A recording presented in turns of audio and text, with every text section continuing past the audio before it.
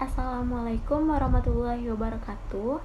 Sebelumnya izinkan saya untuk perkenalkan diri.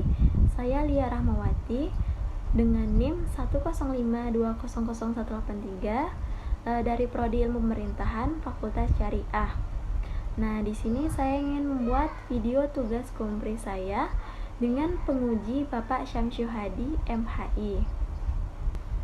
Baiklah, pertama itu saya ingin menjelaskan mengenai pengertian fikih, ushul fiqh, dan filsafat hukum Islam. Yang pertama itu fikih. Menurut bahasa dari lafaz faqiha yafqahu fiqhan yang mengikuti wazan bab keempat, fa'ila yaf'alu sama seperti lafaz fahima yafhamu yang mengikuti wazan keempat. Artinya adalah mengerti atau faham.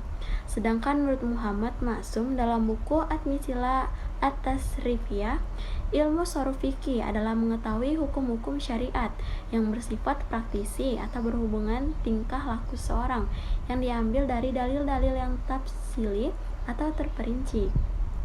Selanjutnya yang kedua yaitu mengenai pengertian ushul fikih adalah ilmu pengetahuan dari hal kaidah-kaidah dan pembahasan yang dapat membawa kepada pengambilan hukum-hukum tentang amal perbuatan manusia dari dalil-dalil yang terperinci.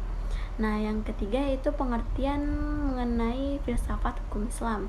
Menurut Hasbi As-Siddiqi, filsafat hukum Islam itu adalah kajian filosofis tentang hakikat hukum Islam dan sumber asal muasal hukum Islam dan prinsip penerapannya serta fungsi dan manfaat hukum Islam bagi kehidupan masyarakat yang melaksanakannya.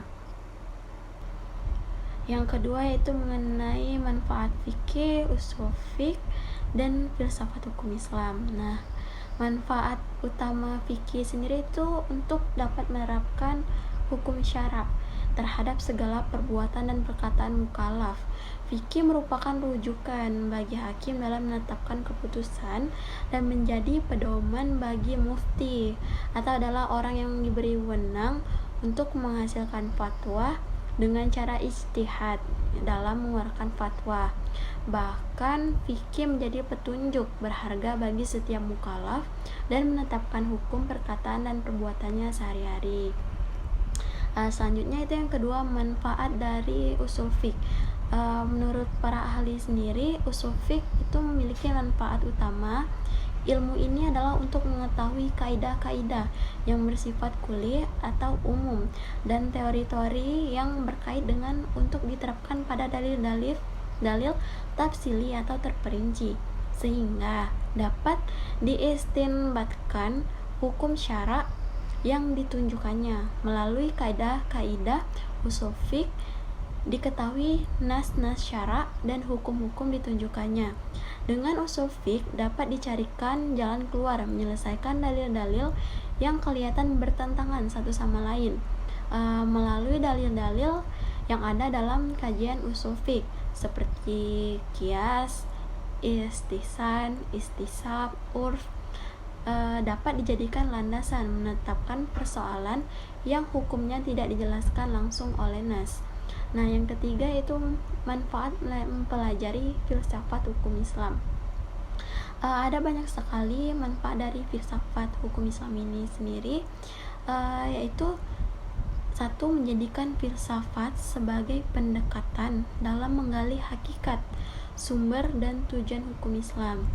Nah, yang kedua itu dapat membedakan kajian ushul fiqh dengan filsafat terhadap hukum Islam. Yang ketiga itu mendudukan filsafat hukum Islam sebagai salah satu bidang kajian yang penting dalam memahami sumber hukum Islam yang berasal dari wahyu ataupun hasil ijtihad para ulama. Nah, yang selanjutnya itu filsafat hukum Islam dapat menemukan rahasia-rahasia syariat di luar maksud lahiriahnya.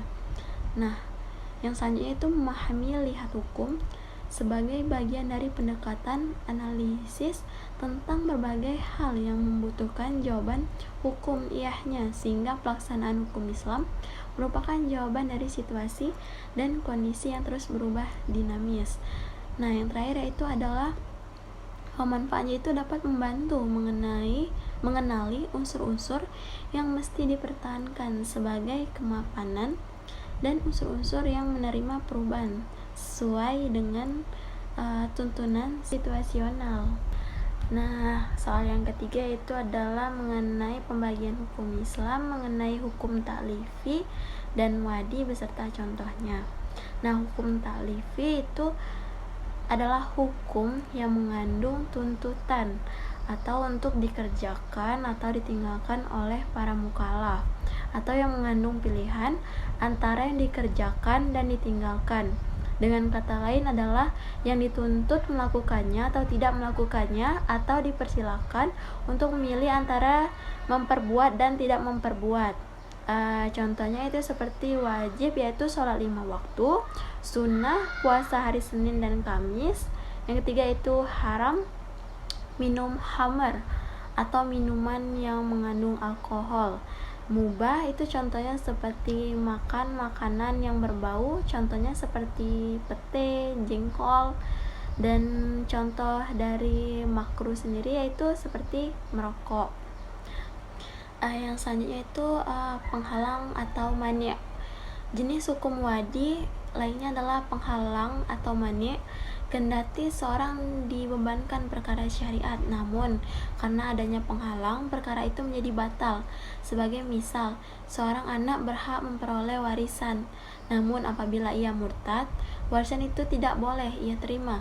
Murtad adalah penghalang dari hak warisannya dalam ketentuan Islam. Yang selanjutnya itu adalah azimah dan rukhsah. Secara umum, suatu perkara syariat ditinjau dari pengerjaannya, terbagi dalam dua kondisi, yaitu azimah dan rukhsah. Nah, suatu ibadah dalam kondisi azimah, maksudnya berada dalam hukum asli perkara tersebut, hukum asal yang belum berubah. Misalnya, hukum salat 5 waktu adalah wajib bagi seluruh mukallaf. Saking wajibnya, orang sehat dan sakit pun tetap wajib sholat. Jika tak bisa sholat berdiri, bisa sholat duduk, berbaring, hingga sholat dengan isyarat saja. Sebaliknya, kondisi rukhsah adalah keringanan sebagai pengecualian dari kondisi azimah. Sebagai misal, seseorang haram makan bangkai atau daging babi. Namun, jika tidak ditemukan makanan lain, sehingga seorang terancam mati kelaparan, ia memperoleh rukhsah, boleh memakan bangkai atau daging babi tersebut. Nah, selanjutnya itu sah dan batal. Suatu perkara syariat dianggap sah apabila sesuai dengan perintah syariat dan mendatangkan pahala di akhirat. Apabila ibadah wajib sudah sah dilakukan, kewajibannya gugur dan mukallaf terbebas dari tanggung jawabnya. Sementara itu, apabila perkara syariat dianggap batal, ibadah tidak mendatangkan pahala di akhirat. Selain itu, apabila ibadah wajib dianggap batal, kewajibannya belum gugur dan mukallaf harus mengulang lagi ibadah tersebut hingga memperoleh status sah. Yang keempat yaitu mengenai sumber hukum Islam. Yang pertama yaitu Al-Quran. Nah, secara bahasa atau etimologi, Al-Quran berasal dari bahasa Arab, yaitu merupakan suatu jamak atau banyak dari masdar fi'il, yaitu qara'a yaqra'u Qur'anan, yang artinya adalah bacaan, atau lebih mudahnya suatu yang dibaca berulang-ulang. Menurut pendapat Subhi As-Salih, Al-Quran yaitu kalam Allah Subhanahu wa Ta'ala yang merupakan mukjizat terbesar Nabi Muhammad SAW, dengan ditulis dalam bentuk mushaf dan diriwayatkan dengan jalan mutawatir atau secara berangsur-angsur, serta bagi siapa yang membacanya adalah ibadah dan merupakan pahala. Yang kedua yaitu hadis. Hadis secara etimologis, hadis dimaknai sebagai jadid, qorib, dan khabar. Jadid adalah lawan dari kodim, yang artinya yang baru, sedangkan qorib artinya yang dekat, yang belum lama terjadi. Sementara itu, khabar artinya warta, yaitu sesuatu yang dipercakapkan dan dipindahkan dari seorang kepada yang lainnya. Sedangkan secara bahasa, hadis berarti perkataan, percakapan, berbicara. Definisi hadis dikategorikan menjadi 3, yaitu perkataan Nabi qauliyah, perbuatan Nabi fi'liyah, dan segala keadaan Nabi ahwaliyah. Sebagian ulama seperti At-Tibi berpendapat bahwa hadis melengkapi sabda, perbuatan, dan takrir Nabi. Hadis juga melengkapi perkataan, perbuatan, dan takrir para sahabat dan tabi'in. Nah, itu sumber hukum Islam ijma. Berasal dari bahasa Arab, ijma yang berarti konsensus. Nah, istilah ini berasal dari kata ajma'ah yang artinya menyepakati. Kata ini berakar dari jamaah yang berarti mengumpulkan atau menggabungkan.